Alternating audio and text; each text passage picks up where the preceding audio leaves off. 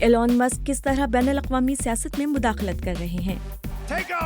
دنیا کے سب سے امیر شخص پہلے ہی امریکی انتخابات کے دوران ڈونلڈ ٹرمپ کی حمایت کے لیے اپنا social media plate form x استعمال کر چکے ہیں اور ٹرمپ نے انہیں انعام کے طور پر اپنی ٹاپ ٹیم میں شامل کر کے سیاسی طاقت دے دی ہے۔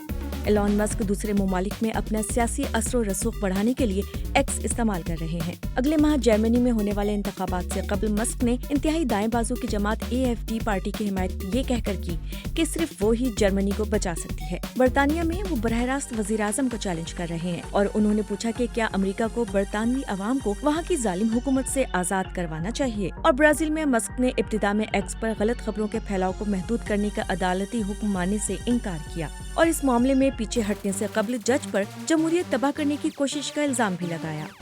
فرانس کے صدر میخواں کہہ چکے ہیں کہ 10 سال پہلے کون سوچ سکتا تھا کہ دنیا کے سب سے بڑے سوشل نیٹ ورک میں شمار ہونے والا پلیٹ فارم براہ راست انتخابات میں مداخلت کرے گا۔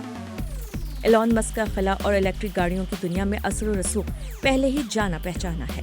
امریکہ ہی نہیں بلکہ پوری دنیا میں اقتدار میں کون آئے گا، کیا اس کے لیے وہ ہمارے زیر استعمال معلومات پر بھی اثر انداز ہونے کی کوشش کر رہے ہیں؟